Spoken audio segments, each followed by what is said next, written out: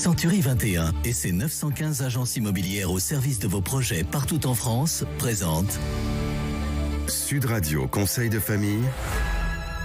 Bonsoir Didier Brault, vous êtes directeur métier syndic de copropriété chez Century 21 France. La semaine dernière, Didier, on a commencé à évoquer les procédures de recouvrement pour les charges impayées. Dans une précédente émission, nous avons vu qui étaient les copropriétaires en situation de charges impayées. Quand exactement parle-t-on d'impayés de charges ? Bonjour Stéphane. On va parler d'impayés de charges de copropriété à partir du moment où le copropriétaire ne s'est pas acquitté du trimestre de charges exigible au premier jour du trimestre. Alors quel est le point de départ du contentieux pour impayés de charges de copropriété ? La loi de 65 a bien prévu cette obligation pour le copropriétaire de payer au premier jour du trimestre les charges de copropriété. À partir du moment où il ne respecte pas ce délai, le syndic va lui adresser dans les 15 jours suivants une lettre de rappel, sans frais. Par contre, s'il est toujours défaillant à l'issue de cette lettre de rappel, le syndic va lui envoyer une lettre de mise en demeure qui, elle, va commencer à produire des effets juridiques importants puisque c'est le point de départ du précontentieux. Et qu'est-ce qui se passe après ce précontentieux ?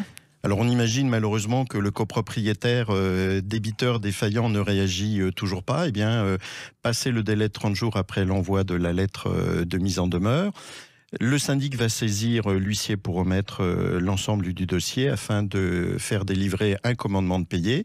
Et puis si toujours pas d'action, malheureusement, il y aura une assignation au fond avec constitution d'avocat. Et là, on est sur des frais qui vont tout de suite être beaucoup plus conséquents. Ouais, des procédures plus longues. Est-ce qu'il n'existe pas une procédure plus rapide ? Si, tout à fait. La loi de 65 a prévu une procédure dite 19.2 qui permet, dès lors que le copropriétaire débiteur n'a pas réagi dans les 30 jours suivant la lettre mise en demeure, eh bien, de saisir le tribunal en formation référée pour obtenir un titre exécutoire, à savoir la condamnation des sommes dues en arriéré, mais aussi de toutes celles qui sont à venir dès lors que ces sommes sont devenues exigibles. Et j'ai entendu parler de prise d'hypothèque. En quoi est-ce que ça consiste ? La prise d'hypothèque est indispensable parce qu'elle permet de garantir la créance du syndicat. Cette prise d'hypothèque, de quoi il s'agit ? Simplement une inscription au fichier immobilier, l'ex-bureau des hypothèques.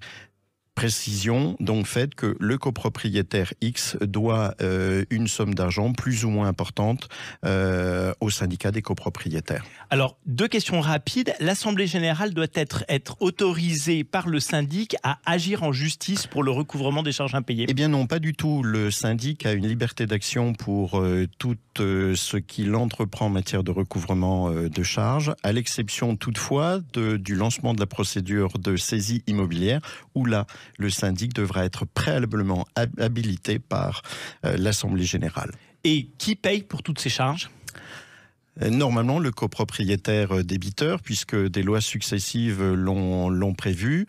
Malheureusement, la Cour de cassation n'est pas tout à fait de cet avis et il arrive que assez souvent, ces sommes sont requalifiées et remises à la charge du syndicat des copropriétaires. Bonsoir Didier Brault. Bonsoir, On Stéphane. se retrouve la semaine prochaine pour une prochaine émission de Conseil de famille. Et en attendant, vous pouvez récupérer toutes ces émissions en podcast sur le site de Sud Radio ou alors sur le blog de Conseil de famille, conseil avec un s-2-famille.com. C'était Sud Radio Conseil de famille. avec Century 21 et ses 915 agences immobilières au service de vos projets partout en France.